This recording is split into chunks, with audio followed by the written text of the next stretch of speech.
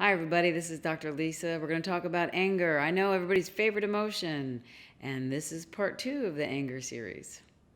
How to know when someone's going to blow up.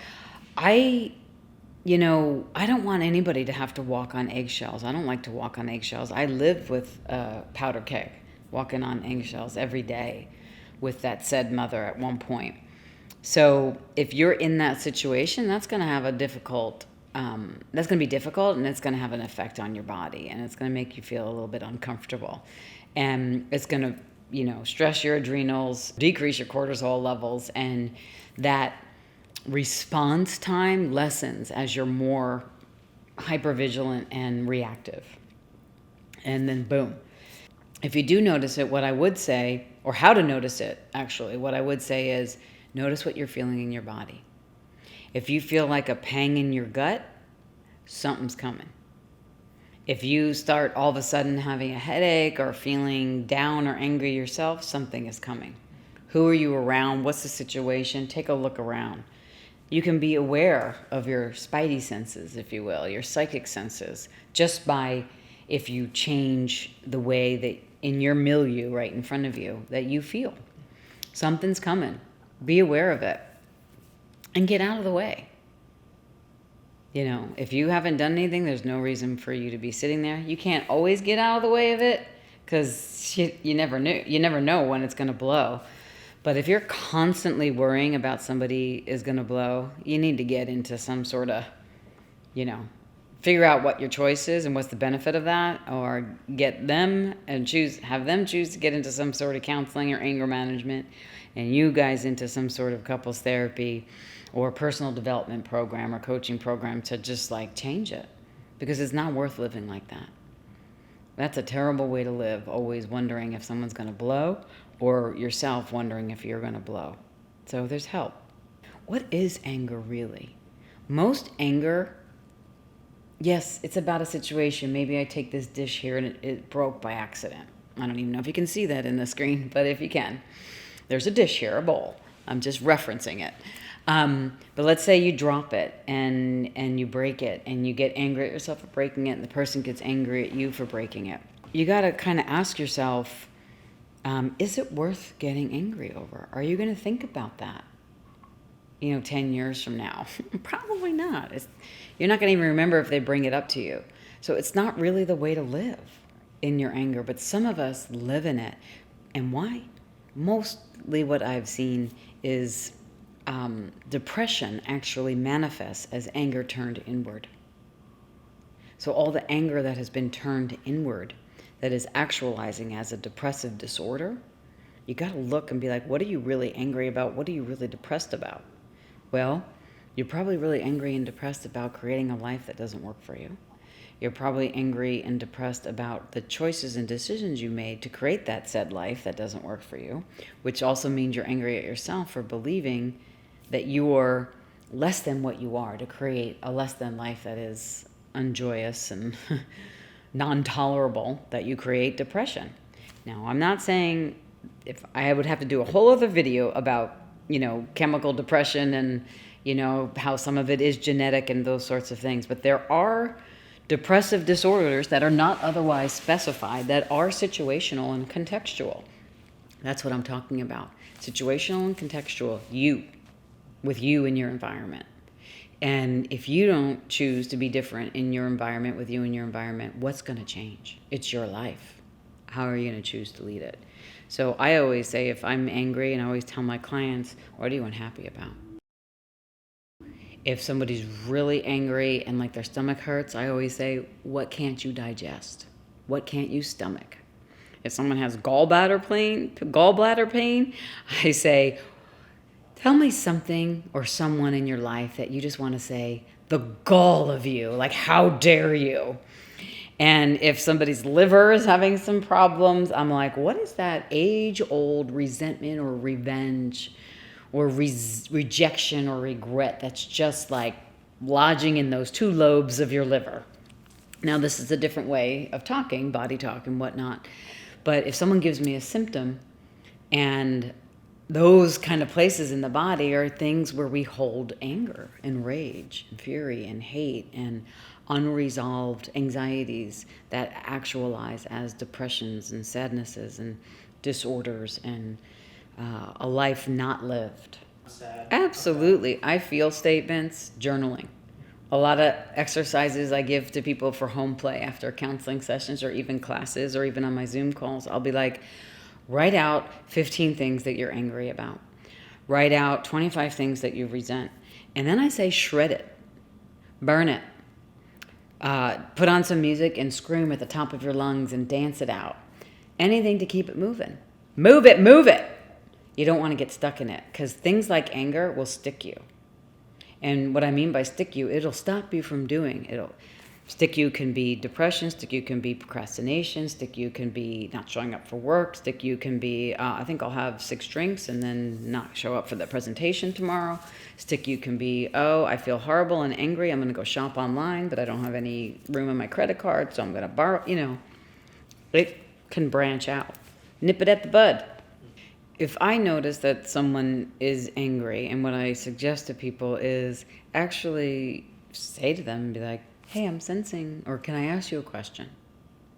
It's really, or can I say something to you? Are you open to hear something from me? And they'll say, yes, even though it's like kind of a no.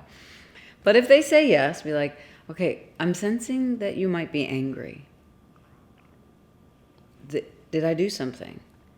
And they'll say, if you're lucky, they'll say, no, the lawn or the landscaping guy, broke one of my things and it was really special to me because my father gave it to me, whatever. And you're like, okay. And then that will put it in their head that they're doing something that they're not maybe aware that they're doing. And that is separating you and them. So just that moment, see how it's just like no point of view. It's not like you're angry and why you're being like this, which is what a lot of people do. I've been guilty of that myself. But instead, be like, okay, like what do you want to create in that moment? A fight or a communion? And that doesn't mean what communion maybe be the definition of. I don't mean getting together and being all lovey-dovey when someone's angry. I'd be like, just knowing what it is. I'm like, okay, great. Now we know the gardener broke that. I'm so sorry. I know how much that means to what your father gave you, whatever it is, little gnome statue. I don't know. Making this all up as I go. Okay, is there anything I can do? No, I just need to get over it. Okay. Would you like to be alone or do you want to, continue talking or whatever? I'd like to be alone. And then leave and let them be alone. And then what that'll do is give that other person or situation space to breathe. And then they'll realize and process whatever they need to process. Then they'll make a choice to elongate it or end it there. And likely, if they end it there, they'll come back to you and be like, thank you so much, and let's go do something. And if they elongate it, stay away. Give the person space to go through it. Sometimes you just need space. There's times, even with all the education, training, the awareness that I be, sometimes I just need a night by myself to sleep on it. And it has nothing to do with somebody close to me or not. I just need space. So, and I think that kind of space breeds acceptance and allowance and love, and it speaks volumes to collaboration and communion in relationship. Same thing with, I remember, people talk a lot about situations at work with their colleagues and whatever, and let's say somebody made a mistake and, paid a $10,000 bill that didn't need to be paid if the job wasn't done. You ever try to get money back after a job wasn't done? It's very difficult. And let's say that didn't let the boss pay payroll because that money's gone now, but the job's not done. Who knows what the deal is? And let's say the person that wrote the check, who's the colleague or whatever, the boss is furious at, right? And instead of, they made a mistake, we can't do anything about it, how are you going to deal with it? And so in that moment, you might want to, if the boss is like yelling at you, the boss may need to say, hey, I need a moment, please go away and, do what you got to do. And the person should go. Because that's a boundary, even though it's not comfortable. And then that doesn't mean the other person who made the mistake has to grovel. They can apologize. They can take responsibility. They can say it will never happen again, whatever. Leave it at that and go. And let things simmer until they melt and die away. And usually when they die away, and what I mean is just kind of go away, the charge is gone. That's what I mean by melt. Then the two people on the same issue where they were going to kill each other or destroy each other, the next day would just come back and be like, hi, that was crazy, wasn't it? Ouch, that hurt. The worker person would be like, oh my God, I'm so sorry. I didn't have your back, blah, blah, blah, blah, blah. And then the boss, worker person would be like, I know, and I hated having that moment with you, and I'm so sorry too, and it's just money. We'll get over it, right? But what created that? Space to acknowledge where each was and to the boundary to act on that. And that's allowance. So going back a little bit to what I was talking about regarding, giving someone space when they're angry. Once you find out someone's angry and you give them space, that's a beautiful thing. And that's a good sign of a relationship, that someone doesn't chase you and be like, I'm so sorry, don't leave. Or, God, you always never want to talk to me. Go ahead and take your damn space. No, I'm not talking about that. I'm like, okay, I asked, I got my answer, good, go. Personally, I'm always relieved. You want space? Excellent. I know what's going on. I give you space. I know you'll come back to me at some point, or I'll come back to you at some point when I know the energy. You just kind of get the sense that the energy is cleared, okay? Now, when you go take space, you could either be a brooder, somebody that just like spins and obsesses over and over and over and over and over about how mean, terrible, awful the other person is for being angry. So if you're brooding, you're creating a grudge. Grudges turn into revenges. How do you exact revenge? It might not be at the person. It may be at yourself. Or 10 years from now in that same situation, you get into a fight and you'll be like, oh yeah, this just happened. Remember that time 10 years ago? 10 years ago? Are you kidding? That's a brooder. It's like I'll use my mom as another example. My mom used to have some very choice words for my father. After he died, she had those same choice words for him. One day, and I don't know why I did it, but it's a good lesson for the story. I said, Mom, he's dead. Can you let it go? No, he's a blah, blah, blah, blah, blah, blah, blah, blah, blah, blah, blah, blah, blah. And in that moment, I'm like, whoa, that grudge in, 40 years of being together or more turned into a revenge where she would hate him even after he was dead. And then I stopped asking. I gave space. And that was probably up to about 3 years in somewhere of his death. He's now dead about 9 years.